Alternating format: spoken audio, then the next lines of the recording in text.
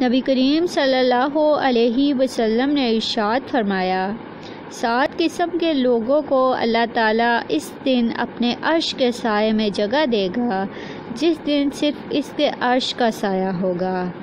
عدل کرنے والا حکمران، وہ نوجوان جو اپنے رب کی عبادت میں پروان چڑھا، وہ شخص جس کا دل مسجد میں اٹکا رہتا ہے، وہ 2 آدمی جو اللہ کی خاطر محبت کرتے ہیں، اسی کی خاطر اکٹھے ہوتے ہیں اور اسی کی خاطر الگ ہوتے ہیں۔ وہ شخص جسے کسی با اختیار خوبصورت عورت نے دعوت گناہ دی تو اس نے کہا مجھے اللہ سے ڈر لگتا ہے۔